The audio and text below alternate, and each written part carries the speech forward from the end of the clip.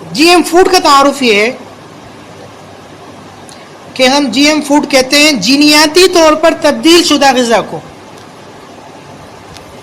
جینیاتی طور پر تبدیل شدہ غذا کو، جس کی تشریح ہے کہ پھل اور سبزیاں جو ہوتی ہیں ان کے اندر مختلف خصوصیات ہوتی ہیں. پھلوں کی خصوصیات الگ ہیں، سبزیوں کی خصوصیات الگ ہیں، پھر پھلوں میں بھی ہر پھل کی خصوصیات الگ ہیں. تو اگر ہم یہ چاہیں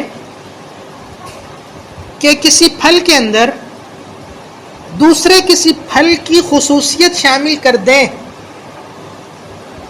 یا پھل سے وہ خصوصیت حاصل نہ ہوتی ہو بلکہ کسی اور چیز سے وہ خصوصیت حاصل ہوتی ہو، اور ہم چاہیں کہ وہ کسی پھل کے اندر ہم پیدا کر دیں،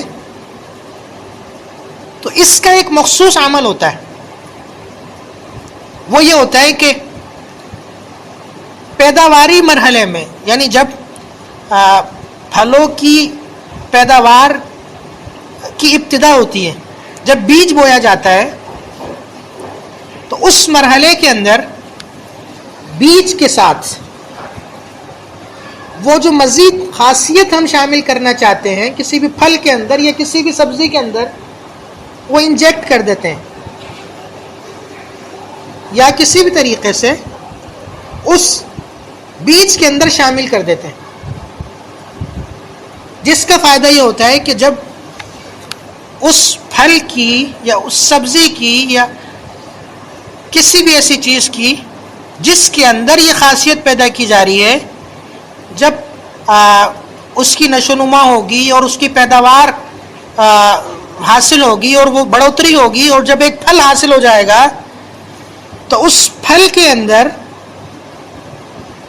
وہ جو ایک مزید خاصیت ہم نے انجیکٹ کی تھی وہ پیدا ہو جائے گی. سمجھے؟ کچھ تعارف سمجھے؟ یہ ایک پھل کے اندر دوسرے پھل سے بھی خاصیت لی جا سکتی ہے، اور کھانے پینے کی جو چیزیں ہیں ایک دوسرے سے بھی خاصیت لی جا سکتی ہے. اسی طریقے سے کسی تیسری چیز سے بھی خاصیت لی جا سکتی ہے. مثلا ٹماٹر کے اندر عام طور پر یہ ہوتا ہے، پاکستان میں تو نہیں ہوتا، باہر، کہ ٹماٹر کو بہت زیادہ سرخ بنانے کے لیے خنزیر کے گوشت سے ایک مادہ حاصل کیا جاتا ہے، اور وہ ٹماٹر کے بیج کے ساتھ انجیکٹ کیا جاتا ہے. پھر جب ٹماٹر کی پیداوار ہوتی ہے تو اس کے اندر سرخی بہت زیادہ مقدار میں حاصل ہو جاتی ہے، اور جو دیگر مقاصد ہیں وہ حاصل ہو جاتے ہیں. تو اس طریقے سے پیداواری مراحل کے اندر ہم یوں کہیں کہ ایک جینس کو دوسری جینس کے ساتھ ملایا جاتا ہے اور مقاصد حاصل کیے جاتے ہیں. اسے تعبیر کرتے ہیں جی ایم فوڈ سے. ہم آسان زبان میں کہہ سکتے ہیں کہ وہ فوڈ جن کے اندر جینیاتی طور پر تبدیلی کی گئی ہو، جس کی تفصیل یہ ہے جو میں نے ابھی ذکر کی کہ پیداواری مراحل کے اندر ایک جینس کو دوسری جینس کے ساتھ ملانا تاکہ مخصوص مقاصد حاصل ہو جائیں. واضح ہو گیا؟ ایک چیز ہوتی ہے کلوننگ. جی ایم فوڈ کے اندر کلوننگ نہیں ہوتی. کلوننگ کا مطلب یہ ہوتا ہے کہ کسی چیز کی کاپی تیار کرنا، اور یہ دنیا میں بہت بڑی سطح پر اس پر کام جاری ہے، کلوننگ پر. جانوروں کی کلوننگ بھی ہوتی ہے اور انسانوں کی کلوننگ پر بھی بڑی سطح پر کام ہوا، لیکن پھر مختلف جماعتوں کی طرف سے اور مذہبی طبقے کی طرف سے اور ہیومن رائٹس کی جو ادارے ہیں ان کی طرف سے احتجاج کیا گیا، جس کی بنیاد پر انسانوں کی کلوننگ کا عمل بظاہر روک دیا گیا، لیکن اندرون خانہ ابھی بھی جاری ہے. اور اس کا مقصد یہ ہوتا ہے کہ آج کل کے دور میں کہ یہود یہ چاہتے ہیں کہ ایک ایسی فوج تیار کریں کہ جن کے اندر وہ خصوصیات ہوں جو ہم چاہتے ہیں، ایک دیو قسم کی فوج ہو جو جا کر دنیا سے لڑے،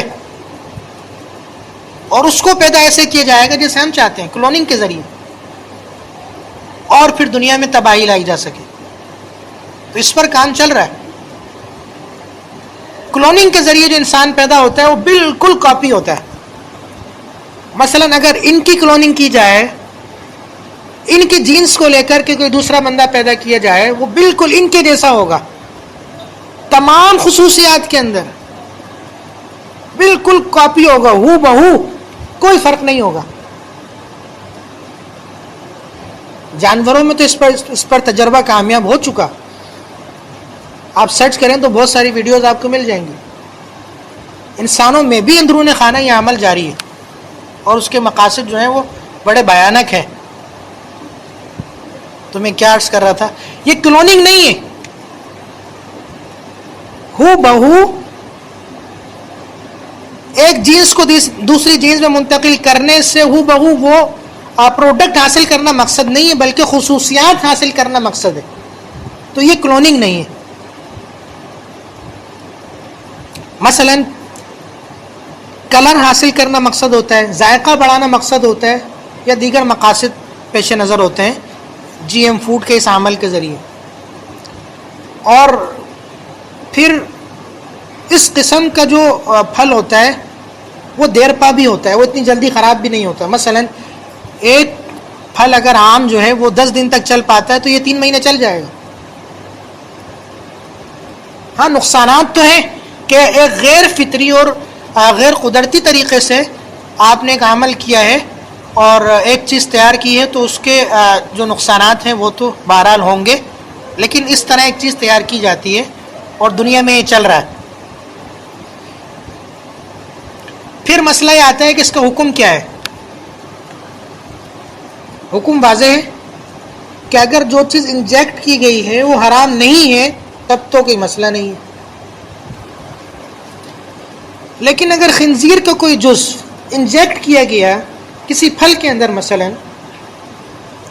تو ایسی صورت میں اس پھل کا استعمال جائز ہوگا یا نہیں ہوگا.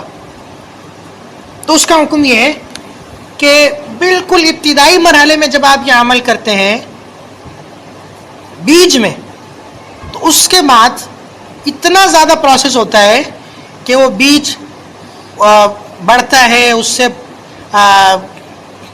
پھل نکلتا ہے، پھل تیار ہوتا ہے، جتنا بھی پروسیس ہے اس میں انقلاب ماہیت ہو جاتا ہے. علماء کا یہی قول ہے کہ انقلاب ماہیت ہو جاتا ہے، اور انقلاب ماہیت ہونے کی وجہ سے اس کا استعمال اس پھل کا وہ جائز ہوگا.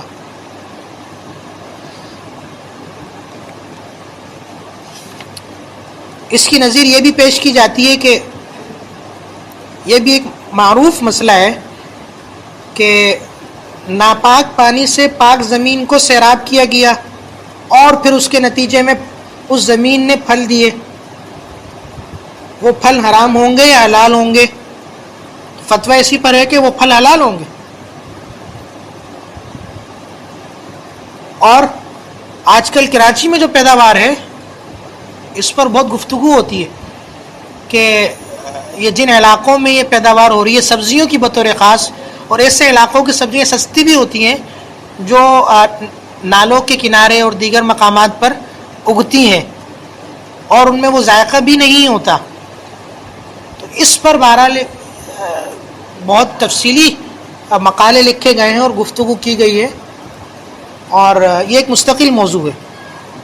عرب علماء اس سے جائز قرار نہیں دیتے، بعض عرب علماء جائز قرار نہیں دیتے، تو یہ ایک الگ چیز ہے. اردو میں اس پر مواد بہت کم ہے، اگر کوئی لکھنا چاہے تو یہ ایک میدان ہے اس کے لیے.